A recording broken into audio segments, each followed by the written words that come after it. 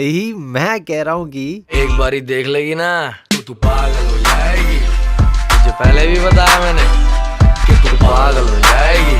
तुझे पहले भी बताया था। क्योंकि एज एक्सपेक्टेड इस मूवी ने लगभग मेरी सारी एक्सपेक्टेशंस मीट कर ली हैं और बहुत महीनों के बाद स्पेशली बॉलीवुड मूवी देख के ना मैं थिएटर से जेन्युइनली खुश होके निकला हूँ भाई। इसलिए there is a lot to talk about, so let's get to it. Firstly I believe ये मूवी और इसकी marketing as a whole is like the perfect package, a perfect example for every film maker out there, जिसे देख के लोग समझें कि भैया टीजर कैसे बनता है, ट्रेलर कैसे बनता है, मार्केटिंग कैसे होती है और at the end how you deliver a multi starrer movie in the best way possible and in the most epic way possible. और एक्चुअली ना काफी साल बाद ऐसी कोई मल्टी स्टारर मूवी आई है जो अच्छी भी है, जैसे बैक इन 2000s बनती थी ना like Omkara, 10, shoot out at Lokhandwala and many such more movies. But उसके बाद से जो डिग्रेड हुई है ना ये जॉनर, और बीच में जो 3-4 आई भी थी ना वो भी टट्टी, लाइक गोलमाल के नए सारे मूवीज, हाउसफुल 5, मस्ती 4 वगैरह, मतलब you get the examples right. उसके बाद ये जो आज बना दिया है ना भाई,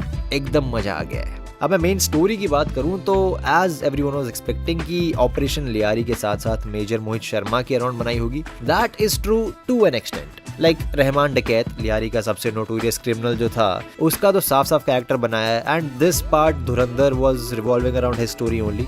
इनफैक्ट जितने भी पाकिस्तानी कैरेक्टर्स यूज किए हैं ना उनका नाम भी एज इट इज यूज किया है, जो एक्चुअल वहां पे ऑपरेट करते थे वैसे के वैसे दिखाए हैं। बट जो भी इंडियन कैरेक्टर्स दिखाए हैं ना ऑफिशियली सब बस इंस्पायर्ड हैं, फैक्चुअली बेस्ड नहीं है। सो मेजर मोहित शर्मा का जो केस है वैसे अलग हो गया है officially, but the story is still very much influenced by his work in Pakistan. Like if you try to read upon it तो तुम लोगों को समझ में आएगा कि exactly what I am talking about. And like I said in my previous video कि yes, आजकल देशभक्ति, टेररिज्म और स्पेशली इंडिया वर्सेस पाकिस्तान के बहुत ही ज्यादा मूवीज बन रहे हैं। इनफैक्ट ये इनका सबसे बेसिक मनी मेकिंग फॉर्मूला बना हुआ है for the last few years, जिसके चक्कर में ऐसी सारी जो भी मूवीज आ रही है सबका परफॉर्मेंस भी बिगड़ा हुआ है, क्योंकि बना भी टट्टी रहे थे लाइक फाइटर। उसके बीच में why does this movie stand out and how does it work so well is because of a lot of reasons. तो सबसे पहली चीज बेटे, direction added with the cinematography जो दोनों करी हैं तगड़ी। Everything looks natural, all the shots look perfectly cinematic, every character intro, every entry, every showdown, every fight is perfectly executed. And the best part was how gore the entire movie is. बड़े आधा मजा तो वो देख के आ रहा था मुझे।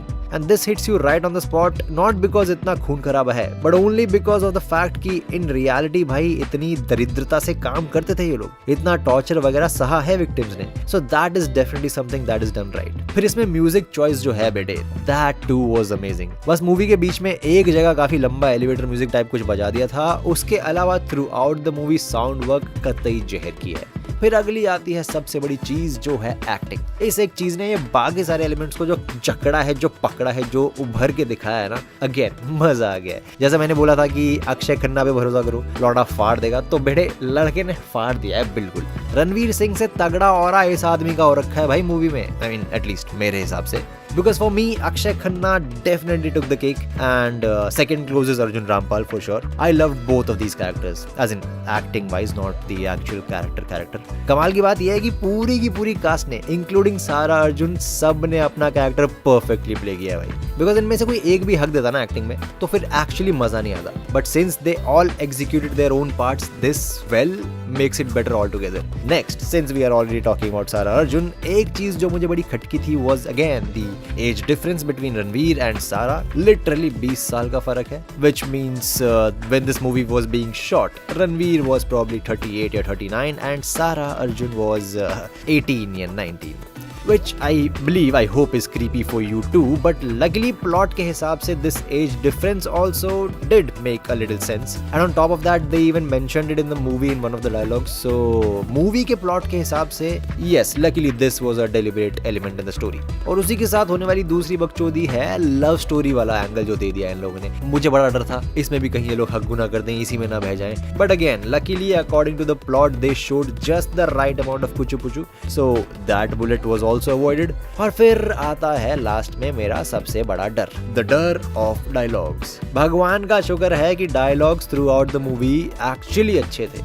इवन द घायल एंड घातक वाला जो डायलॉग था, जस्ट लाइक आई सेड कि इस मूवी के उस पर्टिकुलर सीन में उस कॉन्टेक्स्ट के हिसाब से अगर देखें तो शायद इट वुड मेक सेंस। तो yes, it did make sense and it was not that bad. And ऐसे सिमिलर डायलॉग्स हार्डली 2 या 3 ही थे, उसके अलावा it was all pretty grounded conversations. तो I am happy about that too. Now coming back to the story, it's obviously once again an India versus Pakistan situation, but not a completely fictional one. असली कहानी से influenced है, yes, they have used major plot points from India and Pakistan का लफड़ा and basically shown the story and work of an Indian spy in Pakistan and how that is connected to these major historical points.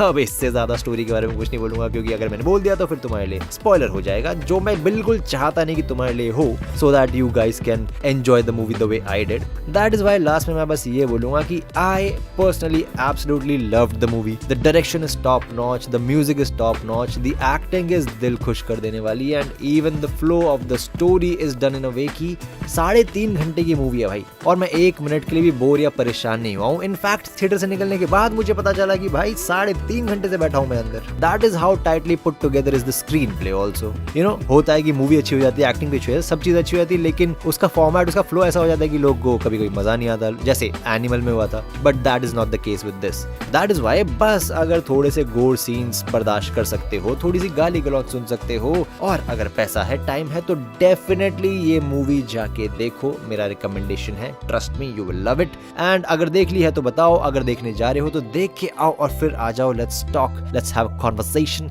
In the comment section. Okay, alright.